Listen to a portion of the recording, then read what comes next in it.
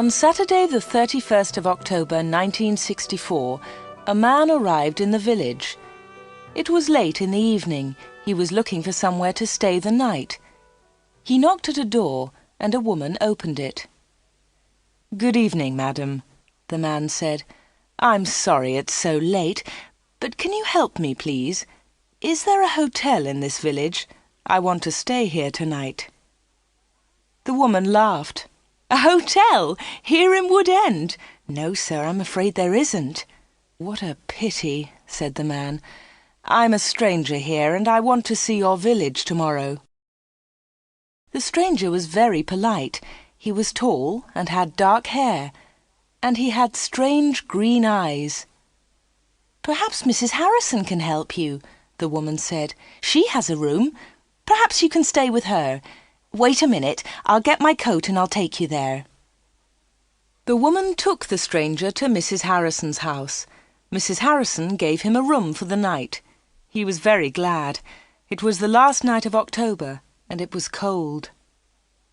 The next day was Sunday. The man looked round the village. He was very interested in the history of the village. He met some of the villagers and asked them their names. But he did not visit the church. That was unusual. The church in Wood End was the most beautiful building in the village. But the stranger was not interested in it. He did not go to church that night with all the villagers. It was the first Sunday evening of November. When the villagers came out of the church, the man had gone. They had all liked him. The ladies had thought he was very good-looking. A few weeks later he came back. It was the first Sunday in December. The villagers were coming out of church. It was cold and dark. "Hello," he said. "I'm back again. It's nice to see you all once more." His next words surprised everyone.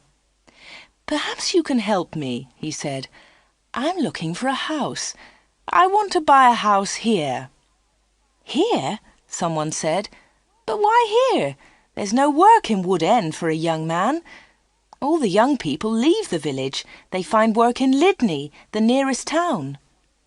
"I'll get a job somewhere," the stranger said. "Perhaps in Lydney." Then one of the villagers told him about old Mr. Smith's house. Mr. Smith had died in the summer.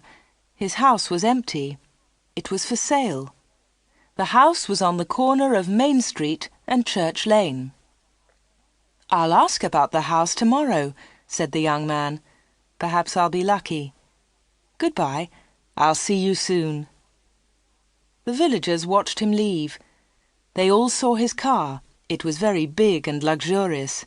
He looked rich. A few days later, Mr. Smith's house was sold, and in the middle of December the young stranger arrived. He moved into the house and worked very hard. He fixed the roof. He repaired broken windows. He painted and decorated. He changed the whole house. But there was a big surprise for the villagers. On the morning of Monday the 21st of December, they saw a big sign on the front of the house, and on the sign were these words: "The Corner Shop, Proprietor Dave Slatin." The picture sequence from the cinema has finished. You can look at it once more if you want. The villagers could not believe it. A shop in Wood End. Everybody talked about it. There was once a shop in Wood End, but it had closed 20 years ago. Some people wanted the shop, but others did not. The villagers met in the evening in the village hall. Everybody was there. Everybody was interested in the new shop. "The corner shop is a good idea," someone said. "We need a village shop. We won't need to go to Lydney." Then Mrs. Harrison spoke. She liked the stranger, Dave Slatin. "I agree," she said. "A village shop is a good idea. It's too quiet here. Wood End needs a shop." "Nonsense," said Miss Brown. She was the village school teacher. "Lydney is not far away. There are lots of shops there." Soon everybody was shouting. Then Mr. Hart spoke. He was a very big man with a loud voice. "Listen, everybody," he shouted. "We've never had trouble in this village before. We've always been quiet and happy. Now this shop is causing trouble." "Let Mr. Slayton speak," someone said. "It's his shop. Let him speak." "Ladies and gentlemen," said Dave Slayton, "I don't want to cause any trouble. I'm still a stranger in your village. But I want to be one of you. I want to be your friend. I like the people of Wood End." He smiled, and a few people clapped. They liked him. "The corner shop will sell lots of things," he went on. "It will sell food and things for the house. Everything will be cheap, I promise." Everybody was listening carefully. "And I have another idea," he continued. "I'll sell village products." "What do you mean by village products?" asked Miss Brown. "I'll tell you, Miss Brown," he said. "I know that you make beautiful bread and cakes." Miss Brown smiled. Yes, she did make bread and cakes. Everyone knew that. "And you, Mr. Hart, I've seen your flowers. You grow beautiful flowers." Now Mr. Hart smiled. Yes, his flowers were beautiful. Everyone knew about them. "And Mr. Everett makes pots," someone said. "And Mrs. Davis makes dolls," said another voice. "And I do paintings of the village," said old Miss Lucy Gray. "Yes," said Dave, "you can all do something. You villagers are clever. You make lots of things. We can sell them to the tourists. In the summer, Wood End can make a lot of money." "But what about the money?" said Mr. Hart. "How will you pay us?" "That's a good question," said Dave. "And here's the answer. You'll bring your things to me, and I'll sell them for you. I'll keep some of the profit. You'll have the rest." "What a good idea," said Miss Brown. "Yes, I agree," said Mr. Hart. All the villagers agreed. Everyone in the village was happy with Dave Slayton's plan. The corner shop opened on Monday the 4th of January 1965. Soon the shop was busy and Dave needed an assistant. The new assistant in the corner shop was Anna. She started work in late January.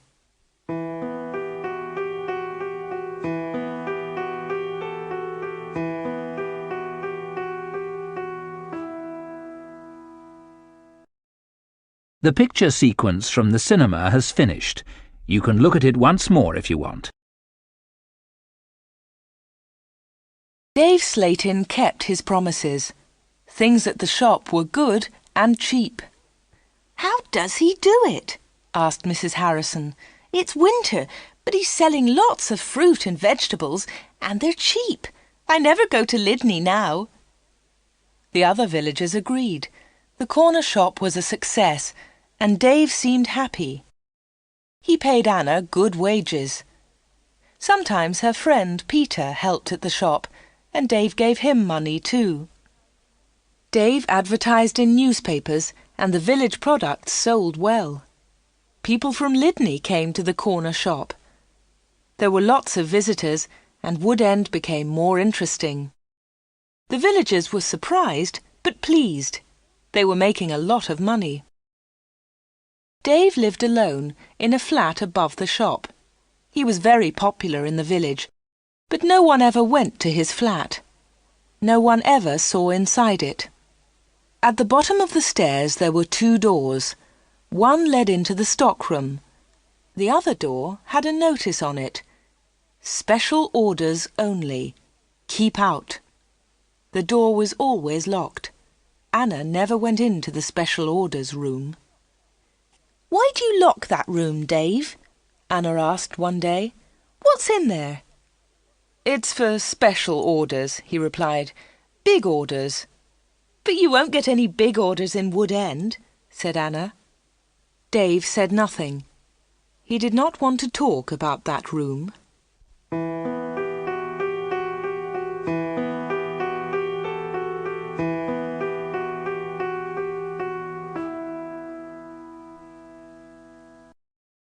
The picture sequence from the cinema has finished.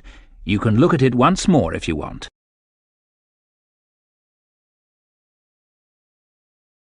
For 3 months, everything was normal. Then, one day in April, an unusual customer came into the shop. The new customer was a very beautiful woman. She was wearing expensive clothes and arrived in a large car. "Is this the corner shop?" the woman asked. She looked round and seemed a little surprised. "Yes," replied Anna. "This is the corner shop. It's the only shop in the village." "I'm looking for Mr. Slayton, the owner of the shop," said the woman. "I think he's upstairs," said Anna. "I'll go and get him. Does he know your name?" "Yes, I think so," was the reply. "Tell him—" The woman stopped. "Tell him Miss Gordon is here, Miss Greta Gordon." Anna was amazed. "Are you Greta Gordon, the film star?" "Yes, that's right." The woman smiled, but she was nervous. "Wait a minute," said Anna. "I'll tell Mr. Slayton that you're here." Anna ran to the bottom of the stairs and called, "Dave! Dave! There's someone to see you!" "Who is it?" asked Dave from upstairs. "Miss Greta Gordon!" shouted Anna. "It's Greta Gordon, the film star!" "I'm coming," he said, and he came down immediately. "I'm pleased to meet you, Miss Gordon," he said. "Good morning," said Greta Gordon. She and Dave shook hands. She had beautiful hands, and she was wearing beautiful diamond rings. Anna had never seen so many diamonds before. Miss Gordon looked round. "Is this where you work, Mr. Slayton?" she asked. Once again she seemed nervous. "Yes," said Dave. "It's a small place, but it's big enough for me. Please follow me, Miss Gordon." Anna was surprised. Dave and Greta Gordon did not know each other. He did not call her Greta, and she did not call him Dave. He seemed to be in a hurry, and she seemed to be frightened. Anna watched them. Dave and Greta Gordon went to the back of the shop and into the special orders room. Greta Gordon was a special order customer. Anna thought that was very strange. She wanted to tell someone about Greta Gordon. Anna loved films. She wanted to tell Peter about the film star, but she had to stay in the shop. 10 minutes later, Greta Gordon came out of the special orders room. Dave went straight upstairs, and Greta Gordon came to the front of the shop. The film star looked terrible. She was pale. She was crying. Her eyes were red with tears. "What's wrong?" asked Anna. "Can I help you, Miss Gordon?" "No, thanks. I'm all right," said Greta Gordon. "Do you want to sit down?" said Anna. She got a chair, and the film star sat down. "Shall I get the doctor?" said Anna. "No, no," said Greta. "Please tell no one about my visit here. Please tell no one." Anna was disappointed. She wanted to tell everyone about Greta Gordon. She wanted to tell everyone about her famous customer. "I want to give you something," said Greta Gordon. "Here's a photograph of me. I'll sign it." She signed the photograph and gave it to Anna. "Please keep this," said Greta, "and please keep our secret. Please don't tell anyone." "All right," said Anna. "I promise." The film star kissed Anna. She held Anna's hands. What a beautiful woman, thought Anna, and what beautiful hands. Then Anna noticed something. The diamond rings were gone.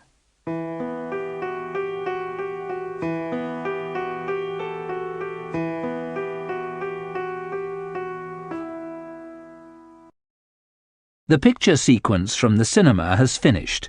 You can look at it once more if you want.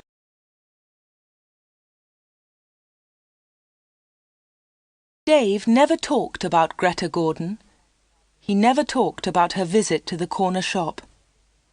One day, Anna asked him about the film star. "How do you know Greta Gordon?" said Anna. "Is she a friend of yours?" "I don't want to talk about her," Dave replied. "She was a special order customer. Don't ask any more questions about her, Anna." So Anna did not ask any more questions. She did not ask about Greta Gordon's special order, and she did not ask about the rings. Anna kept her promise. She never told anyone about the film star. Soon it was spring. Anna and Dave were busy. Mr. Hart brought lots of flowers to the corner shop, and Anna sold them to the tourists. There were lots of tourists that year.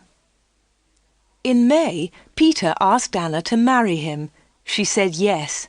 They became engaged. They planned to get married in the following year. Now they needed money, so they worked hard and they saved. They were very much in love. On Saturdays, Peter played football or cricket, and Anna often went to the cinema in Lydney. He enjoyed sports, and she loved watching films. One day, Anna was reading Film News. This was a magazine about film stars. She turned the pages. There was a picture of Greta Gordon. Anna was pleased. What a surprise!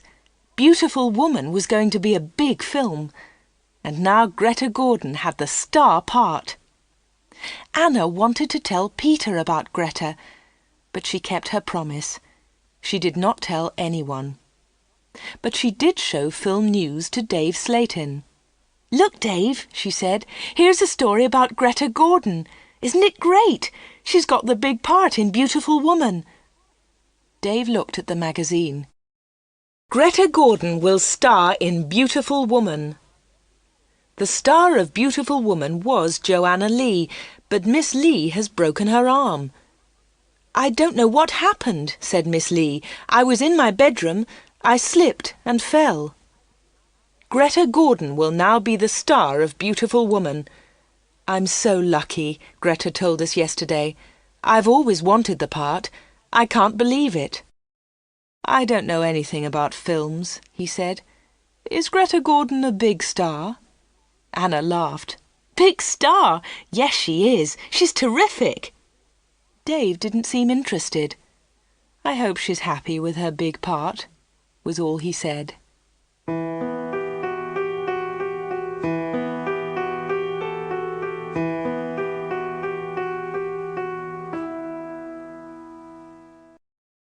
The picture sequence from the cinema has finished. You can look at it once more if you want. Summer tourists were arriving in Wood End. The weather was beautiful and the shop was doing well. But Anna was not very happy. She often thought about Greta Gordon's visit. Why had she come to see Dave? What had happened to the diamond rings on her fingers? There was another problem. Anna loved Peter and she was going to marry him. But she liked Dave too. Dave was older, but she liked him. All the women liked him. But Anna was very close to him all day. In the daytime, Anna was with Dave. In the evening, she was with Peter. Anna was living two lives. One life was with Dave, the other life with Peter. Then one Friday, Dave surprised Anna. "What are you doing tomorrow?" he asked her. "Would you like to spend the day with me? We can go anywhere you like. We can go in my car." "I'm sorry, Dave," said Anna, "but Peter wouldn't like it." "Don't be silly," said Dave. "We won't go far. I'll close the shop at lunchtime and we can go to Lydney." Anna wanted to go with Dave, but she was worried about Peter. "Don't worry about Peter," said Dave. "He's always busy on Saturday." Anna thought for a moment. "All right," she said. "You take me to the best cinema and to the best restaurant. Then I'll come with you." "Of course," laughed Dave. "Anything you want, Anna." So the next afternoon, Dave and Anna went together to Lydney. They had a good time. Dave bought Anna a new, expensive dress. Then they went to a cinema and afterwards to a restaurant. Peter played cricket that Saturday. He never knew about Anna's day with Dave. He was playing in another village and returned to Woodend very late. Dave and Anna were also very late. Dave stopped his car near the corner shop. The night was warm. "Thanks, Dave," said Anna. "It was a lovely day." "I enjoyed it too," said Dave. He put his arm round her shoulders and kissed her. It was a quick kiss, but for Anna, it was wonderful.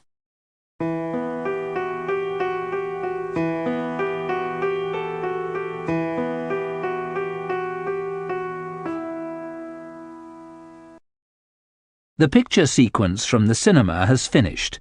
You can look at it once more if you want. The summer passed. The corner shop was always busy. Sometimes Dave opened the shop on Sundays too. Anna earned a lot of money. Everyone thought that she was happy. But life was difficult for her. She liked Dave. He was her boss, and he was older than her. But Peter was her fiancé, and he was about the same age. Dave was quite rich, but Peter had no money.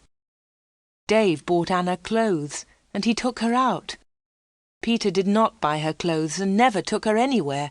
He was more interested in football. Anna did not like football. Now it was September. Peter played football every Saturday. One Saturday there was a big football match on television. Mr. Hart had the biggest television in the village, and he invited some people to his house. He invited Peter and Anna.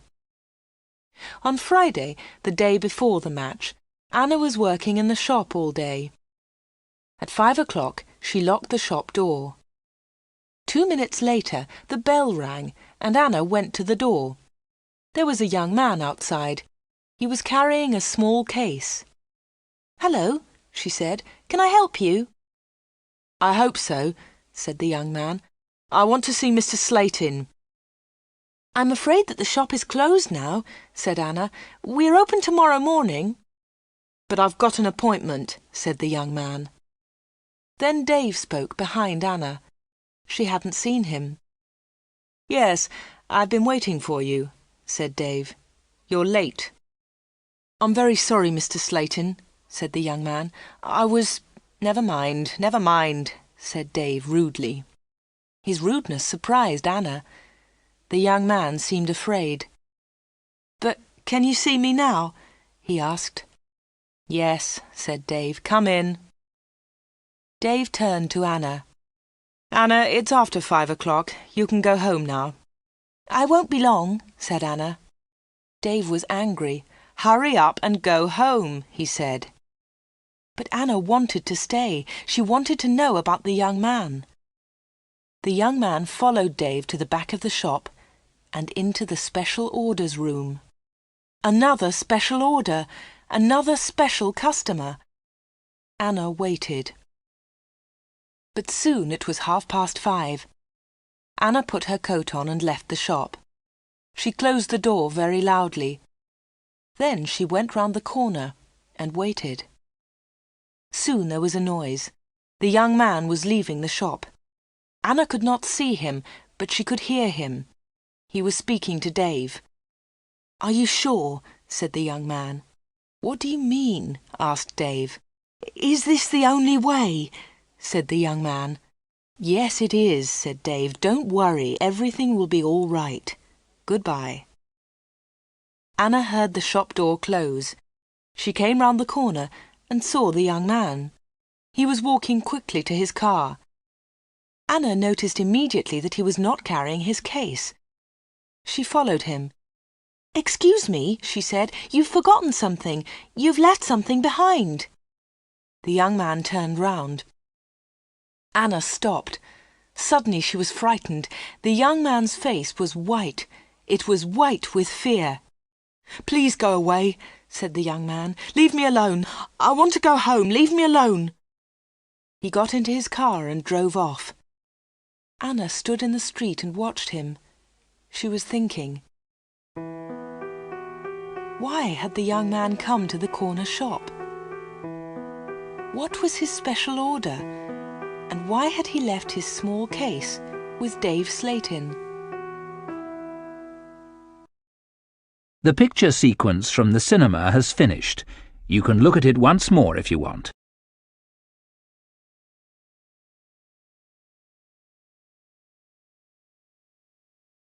The next day was the day of the big football match. Mr. Hart had invited about 10 people. Anna did not watch the game. She was helping Mrs. Hart in the kitchen. They were making tea. It was a good game, and everyone was enjoying it. At half-time, Peter went into the kitchen. "Why don't you come and watch the match, Anna?" he said. "It's really good. Come on." Anna laughed. "No, thanks," she said. "I'm helping Mrs. Hart. Look, here's the tea. Can you take it in to the others?" "OK," said Peter. "It's a terrific match. Mike Bailey scored a great goal." Peter took the tea into the sitting room, and the second half of the match started.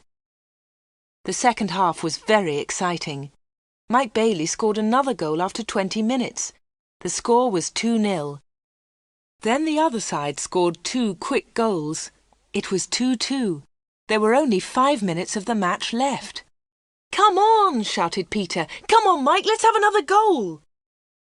In the last seconds of the match, Mike Bailey scored the winner. It was his 3rd goal of the match. But something was wrong. The other team's goalkeeper was injured. Bailey had been very near the goalkeeper, and he had kicked the ball very hard. The ball had hit the goalkeeper's neck. Mrs. Hart and Anna came in from the kitchen. "What's happened?" said Anna. "What's wrong?" "It's Brian Thomas, the goalkeeper," said Peter. "He's injured." It was serious. The goalkeeper had broken his neck. Later they all watched the news on TV. They saw pictures of Mike Bailey's 3rd goal. It was a great goal. They saw the ball hit the goalkeeper. It was an accident. The TV announcer said, "And now over to our sports studio for an interview with Mike Bailey." They all watched the interview. The TV showed a picture of Mike Bailey and the interviewer. "Mike," said the interviewer, 3 goals in 1 match. How do you feel about that?" But Mike Bailey said nothing. He could not speak. He tried to speak, but he could not. It was terrible. The interviewer tried another question. "Let me ask you about the 3rd goal, Mike. It was a great goal, but how do you feel about the injury to Brian Thomas?" It was a silly question. The injured goalkeeper would never play football again. Mike Bailey said nothing. He looked very ill. When the interview ended, Mr. Hart turned off the TV. No one noticed that Anna had left the room. Mike Bailey had looked frightened. Anna was frightened too. Mike Bailey and Anna had met before, the day before, at the corner shop.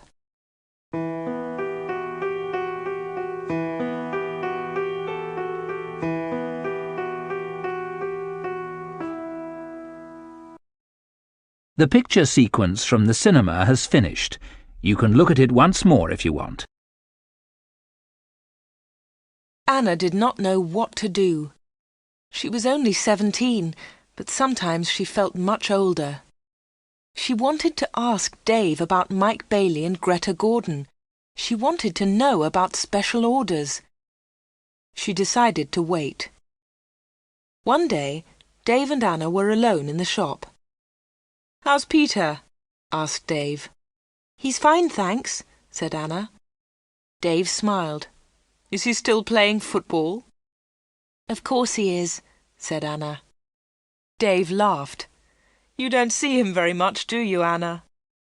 "I see him 3 or 4 times a week," said Anna. "What about weekends?" Dave asked. Anna replied quickly, "I don't see him much at weekends. He plays football then." "When are you getting married?" asked Dave. "I don't know," she replied. "We haven't decided yet. Perhaps next year." "That's a long time." Dave smiled at Anna. Anna felt afraid. She also felt excited. She didn't know why. "Sometimes you're bored, Anna, aren't you?" said Dave. He looked into her eyes. "Yes," said Anna, "that's true." "Why don't you come away with me for a weekend?" said Dave. "We can go to London."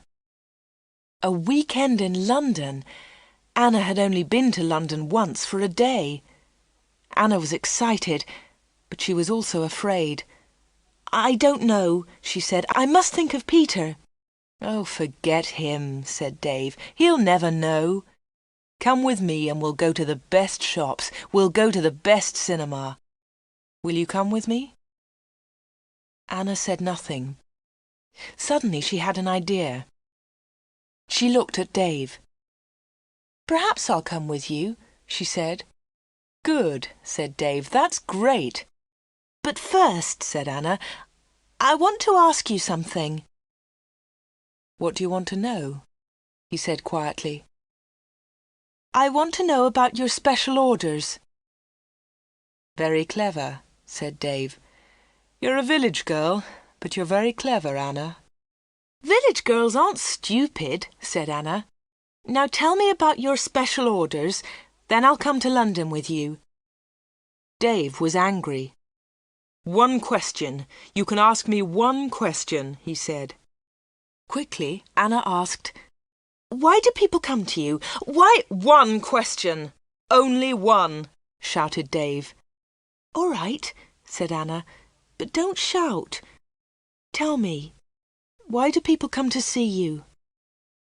Dave thought about his answer. He spoke quietly. "They come for help," he said. "They need help, and I sell help to them. That's all." Anna didn't understand. "What sort of help?" she asked. "One question!" shouted Dave. "I've answered your question." Anna said no more. She and Dave had made an agreement. Anna had asked her question. Dave had answered it. Dave had invited Anna to London for the weekend, and Anna went with him.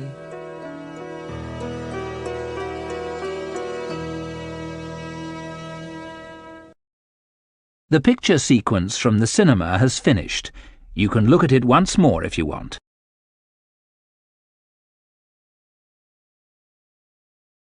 Anna enjoyed the weekend. They arrived in London late on Friday evening and stayed at a big hotel. On Saturday they went shopping, and in the evening they went to a cinema. On Sunday they went to a park. They came back to Wood End on Sunday evening.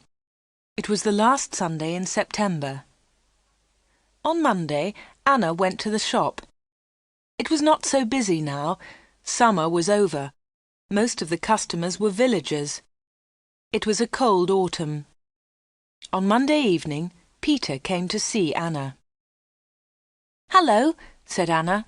"Did you win on Saturday?" "No," said Peter. "We didn't win, and I didn't play." Anna was surprised. "You didn't play? Why not? What was wrong?"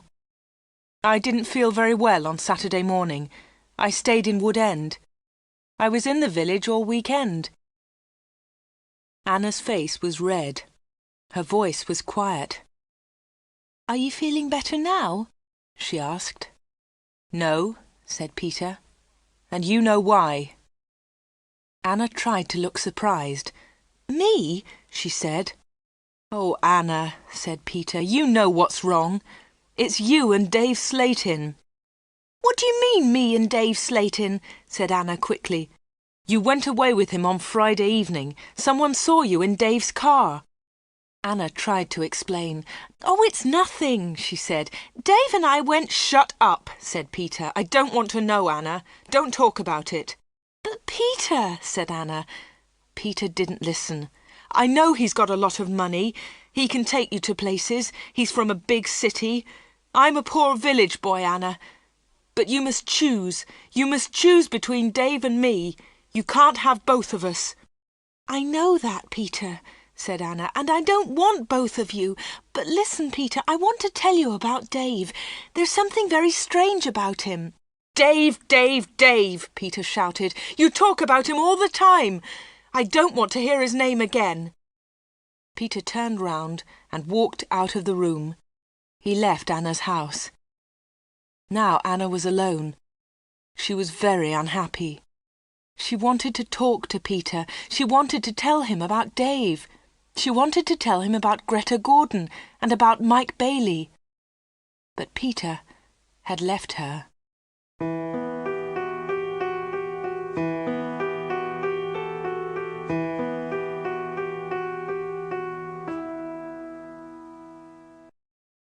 The picture sequence from the cinema has finished.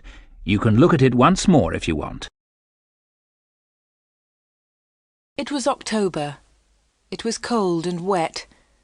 Anna was not very busy at the shop. She was very unhappy. She was a different girl. She seemed older. She didn't go out much. She looked ill. Most of the villagers knew that Anna had quarrelled with Peter. They also knew that she had been to London with Dave.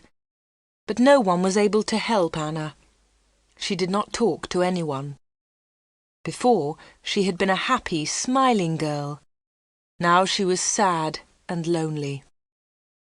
She went to the shop every day. She was waiting for another special customer. Anna did not wait long. It was the middle of the month. Anna was alone in the shop. It was almost lunchtime. A middle-aged gentleman came in. He was a big man with a very large moustache. He was well dressed, and he was carrying a large briefcase. "Good morning, miss," he said politely. "Good morning, sir," said Anna. "Can I help you?" Anna was very polite too. She was interested in this man. "I'm looking for Mr. David Slatin," said the man. Anna smiled. "Are you a salesman?" she asked. She knew that he was not a salesman. He didn't look like a salesman, but she wanted to talk to the man. The man smiled. "Yes, I am a salesman," he said. That was not true. Anna knew that the man was lying. Then she said, "Perhaps I can help you, sir. I usually speak to the salesman." She looked at the man's case. It had the letters ARICS printed on it. "Thank you," said the man very politely, "but I have a private appointment. I have come from London, and I must see Mr. Slatin." "I'm sorry," said Anna. "He's very busy at the moment, but I'll tell him you're here. What's your name, please?" The man smiled. "Roberts," he said. "Arthur Roberts." Anna went to the back of the shop. Dave was coming down the stairs. "There's a man in the shop," said Anna. "He wants to speak to you." "Thanks," said Dave, and he went to the front of the shop. "Good morning, Mr. Reisman," said Dave. "I'm pleased to meet you." Anna listened. Reisman! The man's name was Reisman, not Roberts.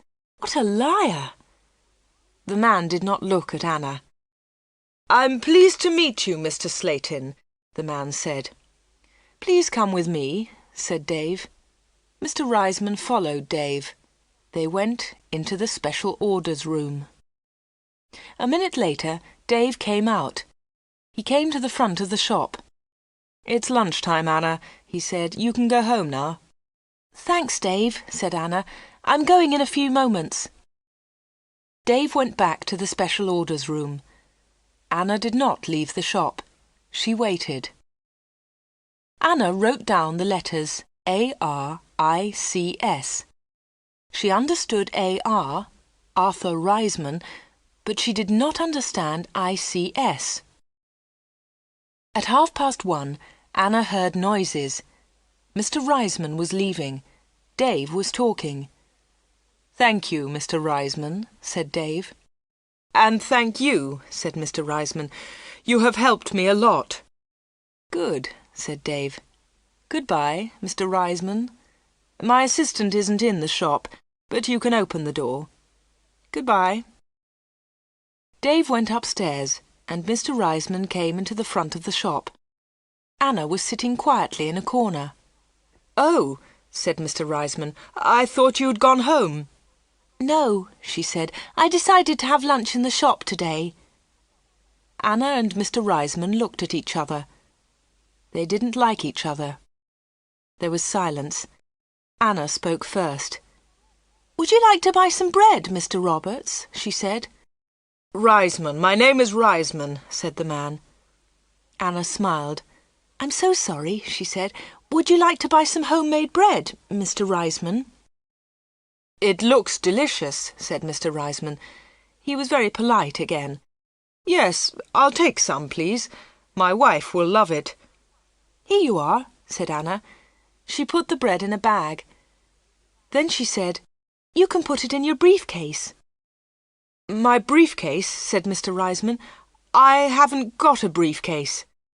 "I think you've forgotten it," she said. "I'll go and get it for you." Anna moved towards the back of the shop. Mr. Reisman stepped in front of her.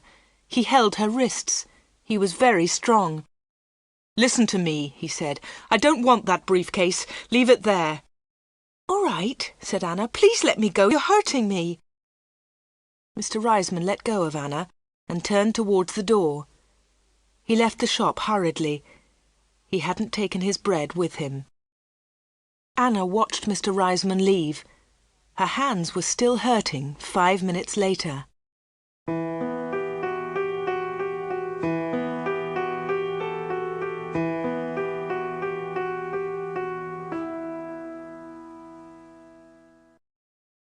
The picture sequence from the cinema has finished. You can look at it once more if you want.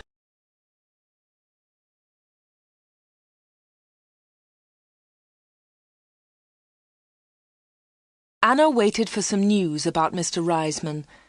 She remembered Greta Gordon. The film star had visited the corner shop. Later there was news about her in a magazine. Mike Bailey had visited the corner shop too. Later there was a lot of news about him on TV. And now Mr. Reisman had visited the corner shop. Anna was waiting for some news about him. All 3 visitors had been special customers. They had all seen Dave. They had all been in the special orders room. And they had all left something with Dave. Greta Gordon had left her diamond rings. Mike Bailey had left his case. Mr. Reisman had left his briefcase. Anna wanted to find out more about the 3 special customers. She thought about Mr. Reisman. His case had the letters ARICS on it. She understood AR, but what was ICS? Perhaps Mr. Reisman was a businessman and ICS was his company. Anna looked in the newspapers, but she didn't find anything about ICS. She read the magazines. She listened to the radio. She watched TV. But there was nothing about ICS. Anna heard nothing. She saw nothing. Then she had an idea. She decided to go to London and find Arthur Reisman. It was a Friday. Early in the morning she left a note for Dave. She took the note to the shop. "Dear Dave," it said, "sorry I can't come in today. I'm going to Lydney. I'm buying some things for my wedding. Anna." The note did not tell the truth, but Anna didn't care. Anna took a bus to Lydney and then caught a train to London. She got to Paddington Station at midday. She got off the train and looked for a telephone box. The telephones were near to the entrance to the station, but the boxes were all full. She stood and waited. Then Anna saw the letters ICS. There they were. They were on a huge advertisement. Anna had found the answer to her problem. International Computer Services. ICS. Perhaps that was Mr. Reisman's company. Soon one of the phone boxes was empty. Anna rang the number, 222-8959. "ICS, can I help you?" said a woman's voice. "Yes, please," said Anna. "I want to speak to Mr. Reisman, Mr. Arthur Reisman. I think he works at ICS." The woman laughed. "Works here? Yes, he does," she said. "He's the vice-chairman of the company. Wait one moment, please. I'll get his secretary." Then there was another woman's voice on the phone. "Mr. Reisman's secretary, can I help you?" "Yes, please," said Anna. "I'd like to speak to Mr. Reisman." "Who's calling, please?" said the secretary. "Mr. Reisman doesn't know my name," Anna replied. "Is Mr. Reisman expecting your call?" the secretary asked. "No, he isn't," said Anna. "I'm afraid he can't speak to you now," said the secretary. "He's at a meeting now, and he's flying to Switzerland in an hour's time." "But I must speak to him for a few minutes," said Anna. The secretary became annoyed. "That's impossible," she said, "but I can take a message." "No, thanks," said Anna. "I'll call again next week. Will Mr. Reisman be back then?" "Yes, he will," replied the secretary. "Goodbye." And she put the phone down. Anna had found Mr. Reisman's company, but she hadn't spoken to him. Anna spent the afternoon in London. She went to see a film. Then she had tea in a small cafe near Paddington Station. Her train left London at 6:30. She bought an evening newspaper and got on the train. Anna was tired, but she felt happy. After a few minutes, she looked at her newspaper. Anna was waiting for some news. There it was, on the front page. "Private plane crash near London. 6 dead, all from ICS. 6 people were killed this afternoon in a plane crash at Enfield near London. The plane was flying to Switzerland. The passengers were all from International Computer Services, ICS. Among them was Mr. Alfred Gluck, the chairman of ICS. Mr. Arthur Reisman, vice-chairman of ICS, told us, 'I'm lucky to be alive. I was at a meeting today. The meeting went on for a long time, and I didn't catch the plane.' Mr. Reisman will probably be the new chairman of ICS.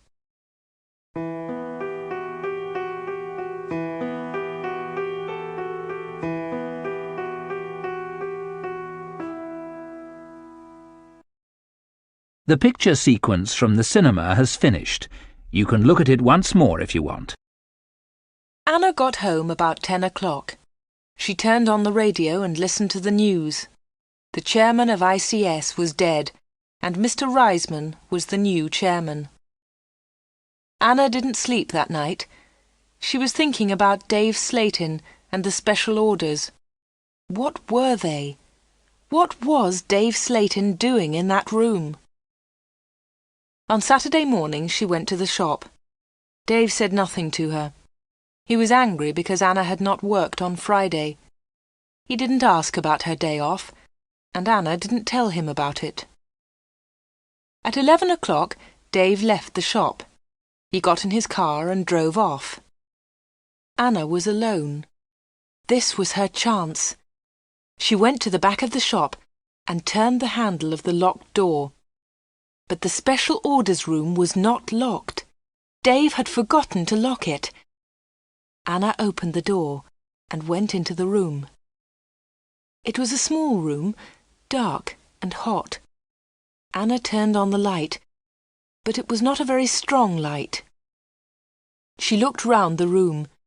There was a small table, 2 old chairs, and a lot of boxes. That was all. Special orders? There were no order books, no papers, no pencils. Anna walked round the table. It was difficult because there were a lot of boxes on the floor. Anna opened one of the boxes and looked inside. She found some old magazines and newspapers.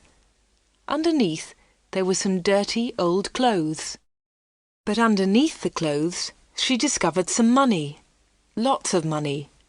British money, French money, American, German. There was money from all over the world. Anna was amazed. She had never seen so much money before. She looked round again and found Mike Bailey's case. It was empty. Then she found Arthur Reisman's briefcase. That was empty too. Then Anna looked into a bigger box. Inside it were some dolls, with broken arms and legs. One of the dolls was very beautiful, but it had a broken arm. Anna put it on the table. Then Anna found a book about football. Inside there were some pictures of footballers, but the pictures were all torn. Anna put the book on the table.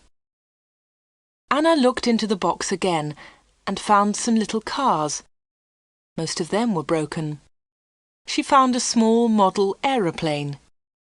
It was broken too. Anna put all these things on the table. What a strange collection! There was the money, the broken doll, the toy cars, the model aeroplane, and there was the football book with the torn pictures. Anna looked at the things on the table. What were they for?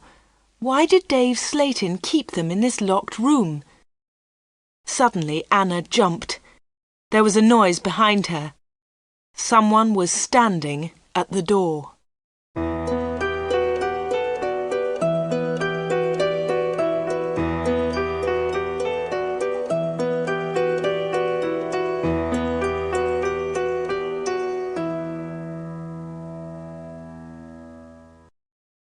The picture sequence from the cinema has finished. You can look at it once more if you want. "What about the diamond rings?" said a voice. It was Dave Slayton. He was laughing. "I left the door open for you," he said. "I wanted you to go into this room this morning." Anna was frightened, but she tried not to show her fear. "You haven't found the diamonds," Dave said again. Anna remembered Greta Gordon's diamond rings. Were they in this room too? "Here," said Dave. He came into the room and picked up an old box. He took out the rings and threw them on the table. "They aren't yours," said Anna. "They belong to Greta Gordon." "They belong to me," laughed Dave. "She gave them to me." "But why?" asked Anna. "Why? Why did Greta Gordon give you those diamonds? And all this money? Who gave you the money?" "My special customers," said Dave. "My special customers gave me the money. It's mine now." "Mike Bailey and Mr. Reisman gave you all this money?" asked Anna. "Yes," said Dave. "You have seen some of my special customers, not all of them." "But why do they come?" Anna asked again. "These people come to me for help," replied Dave Slayton. "I help them, and they pay me." "But how do you help them?" asked Anna. Dave Slayton picked up the beautiful doll with the broken arm. "Do you remember Joanna Lee?" he asked Anna. Anna thought for a moment. "Joanna Lee?" she said. "Yes, of course I remember her. She's the actress who broke her arm. Greta Gordon got her part." "That's right," said Dave Slayton. "This doll is Joanna Lee." Anna felt more afraid. What kind of man was Dave Slayton? Dave Slayton pointed to a torn photograph in the football book. "Who's that, Anna?" he asked. Anna remembered the face. She had seen it on TV. "Brian Thomas," she replied. "He's a goalkeeper." "He was a goalkeeper," said Dave Slayton. Anna was terribly frightened now. Dave Slayton was an evil man. Dave Slayton moved close to Anna. He picked up the broken aeroplane. "And what do you think this is?" he asked Anna. Anna knew the answer, but she was too afraid to speak. Dave Slayton took Anna's arm and held it tightly. Anna tried to move away. Dave Slayton laughed and held Anna more tightly. "Listen, Anna," he said quietly. "I want you. I need you. Marry me, Anna. Don't marry Peter. Marry me." "No, no," she cried. "Let me go! Let me go!" "But Anna, you still don't understand," said Dave Slayton. "I have strange powers. I can give you everything you want." He looked into Anna's eyes. "And my children will have these powers too," he continued. I will give you money and diamonds, and you, Anna, you will give me children." Anna was terrified now. She kicked Dave Slatin very hard, and he let go of her hand. Anna moved quickly. She ran out of the special orders room, through the front of the shop, and out onto the street. She ran all the way home.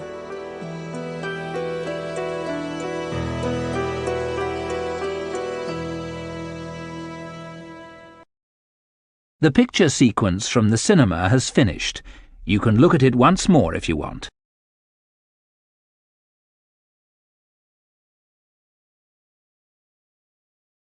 When Anna got home, she felt terrible and went to bed. In the evening, Peter came to see her, but Anna was ill in bed.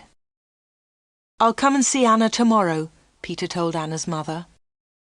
Again, Anna did not sleep all night. The next day, Sunday the 31st of October, was a terrible day for Wood End. Anna stayed in bed. She had a fever, and her mother phoned the doctor. The doctor came immediately. "Anna's very ill," said the doctor to Anna's mother. "I'm worried. I don't know what's wrong with her. I'll come back again tonight." That afternoon, Peter came to Anna's house. He tried to speak to Anna, but she was too ill. He sat quietly beside her bed. At about 7 o'clock, Peter heard shouting in the street. He went to the window and looked outside. People were running and shouting, "Fire! Fire! Fire! There's a fire at the corner shop!" Peter ran out of Anna's house and into the street. There was a big fire on the corner. The shop was in flames. Nobody could see Dave Slatin. "His car's here," said Mr. Hart. "Dave must be inside." Then the villagers saw him. He was standing at an upstairs window. "Jump, Dave!" they shouted. "Jump! Save yourself!" But Dave did not move. He was standing at the window, and he was laughing. Some of the women in the street started screaming. Mr. Hart tried to run into the shop, but the others pulled him back. Flames were leaping up from the shop. The flames reached Dave Slatin. The villagers saw that he was still laughing. That was the last time they saw him. The flames hid him completely. No one was able to save him, and no one ever saw him again.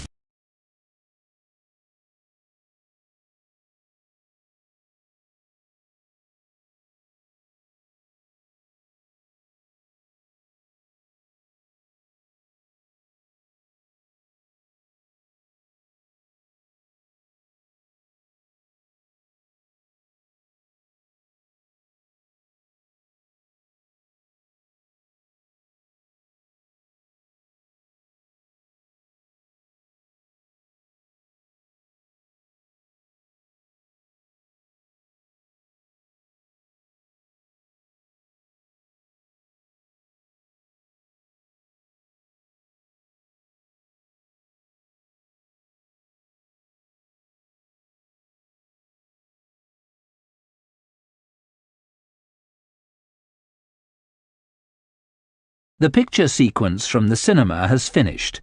You can look at it once more if you want.